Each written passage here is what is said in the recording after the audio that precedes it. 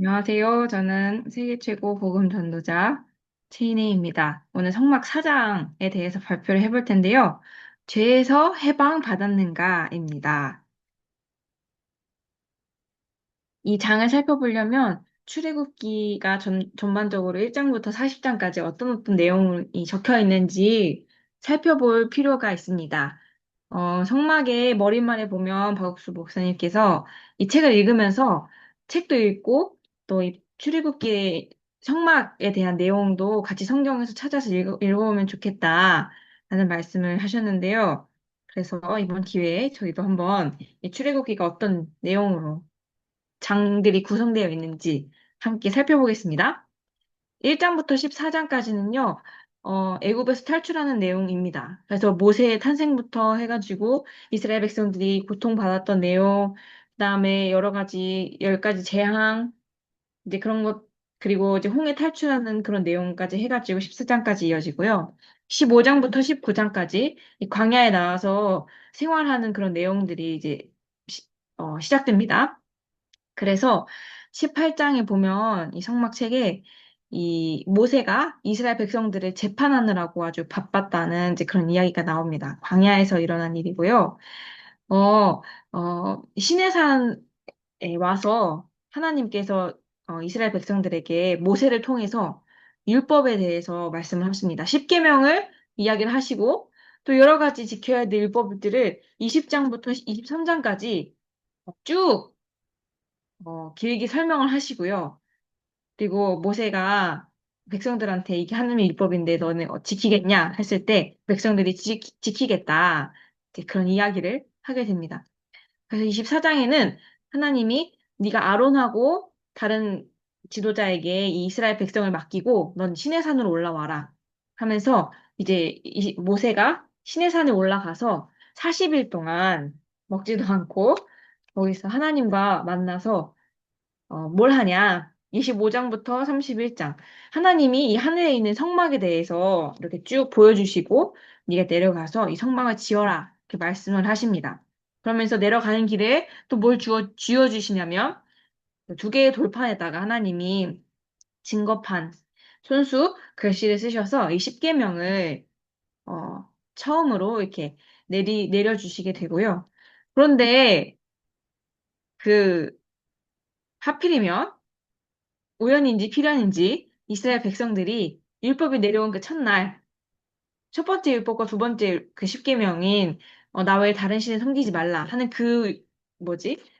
십계명을 아주 처참하게 어기게 되죠. 그 금송아지를 만들어서 금송아지가 우리 하나님이다.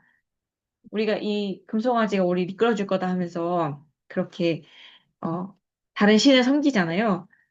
이제 그러면서 모세가 화가 나고 그 증거판을 깨트리게 되죠. 첫 번째 증거판을. 그래서 하나님이 두 번째 증거판을 주시게 됩니다. 자, 그다음에 35장부터 40장까지는 그 하나님이 말씀하신 대로 성막을 만드는 그런 이야기들이 이렇게 나오게 됩니다. 그래서 출애굽기의 내용이 단지 애굽에서 탈출했다 그 내용만 나오는 것이 아니고 애굽에서 탈출해서 광야에 와서 십계명이 율법이 내려오고 또 성막이 만들어지는 이제 그런 과정들이 적혀 있다고 보시면 됩니다.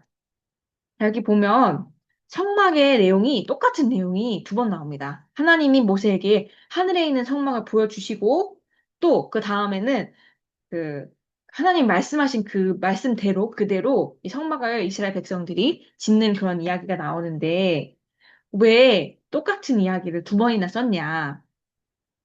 왜 그랬을까요? 하나님의 말씀이 그대로 이루어졌다 하는 그걸 나타내는 거기도 하지만 율법에 대한 내용이 두 개가 율법이 두 번 내려왔기 때문에 성막의 내용도 두 번 나올 수밖에 없었습니다. 1 더하기 1 1 마이너스 1 하면 결국 0이 되는 것처럼 하나님이 그 율법에 대항해서 이 성막을 주셨기 때문에 율법이 두 번 나왔으면 성막의 내용도 두 번 나와야 했던 것이죠. 이 율법이 뭐길래 왜 율법이 두 번 나왔다고 해서 성막이 두 번 또 나와야 하냐? 율법의 역할은 율법으로는 죄를 깨달음이다. 하나님이 율법을 왜 주셨냐면 너의 죄를 깨달으라는 그런 의미로 하나님이 율법을 주셨는데요. 아담과 하와도 원래 벌거벗고 있었지만 그게 아무런 문제가 안 됐었죠. 그렇지만 선악과를 먹고 자기들이 벌거벗었다는 것을 깨달았고요. 또 구약시대의 속죄 제사를 지낼 때도 자기가 뭐 알든 모르든 죄를 범했을 때 그 죄에 대해서 내가 죄를 지었구나 하는 그 깨달음을 얻으면 그걸 깨우치면 그때 와서 사람들이 양을 잡고 속죄 제사를 드리게 되는 거죠. 그래서 율법을 통해서 우리가 죄를 깨닫게 되고 이제 그 깨달은 자만이 마음에 두려움을 느끼고 하나님 앞에 나가게 되는 거죠. 그래서 아담과 하와가 자신이 벗었다는 것을 깨달았고요.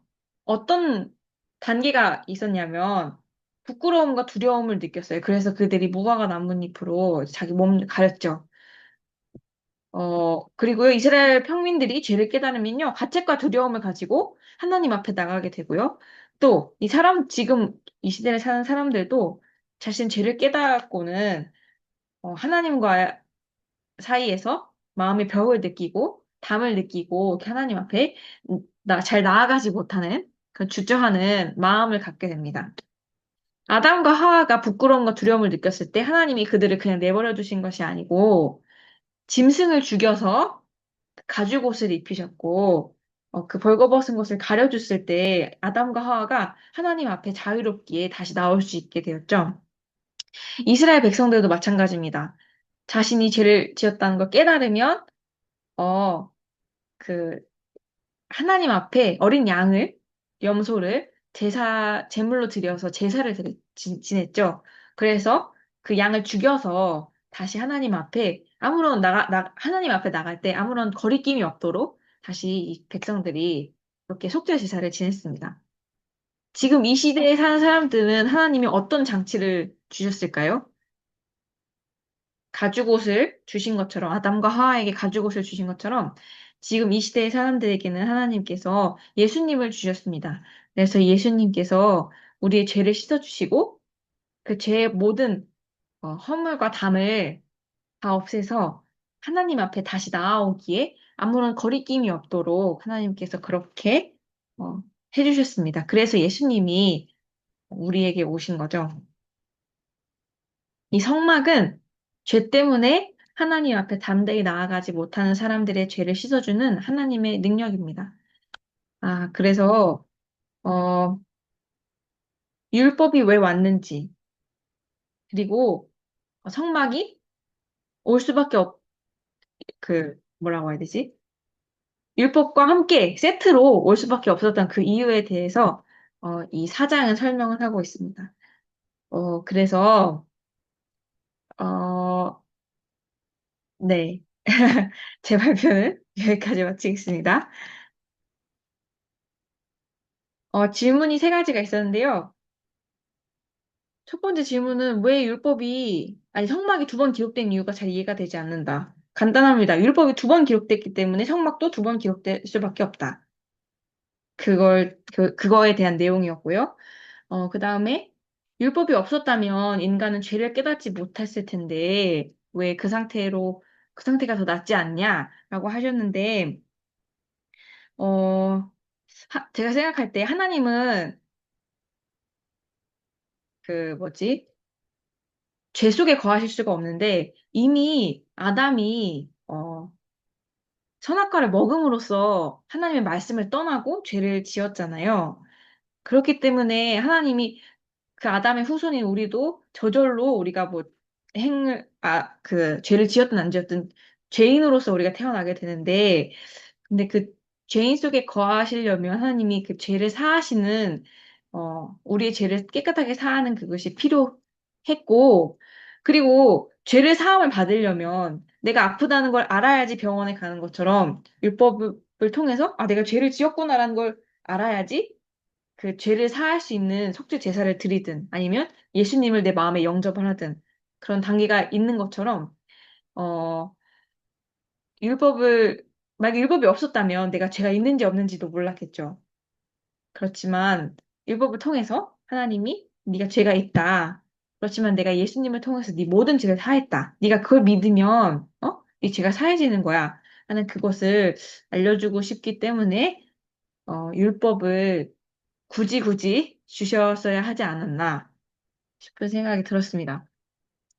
그다음에 하나님이 왜 모세를 시내산에서 만났을까 하시는 질문이 있었는데요. 제가 성경을 찾아봤는데 아니 그 출애굽기를 읽어봤는데 하나님이 왜 시내산으로 불렀는지에 대한 답은 나오진 않았고요. 어, 않았습니다. 음,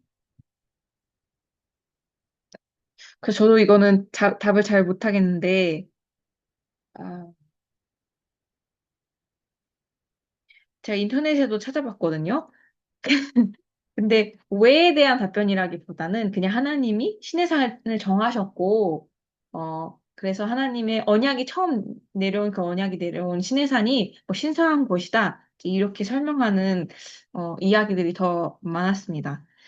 음, 그래서 제가 생각할 때 하나님께서 시내산이 어떤 의미가 있어서 그 시내산으로 불렀다기보다는 하나님이 그냥 그 시내산에서 만나기로 정하셨던 것 같습니다. 네. 그러면 저희 발표는 여기서 마치겠습니다. 감사합니다.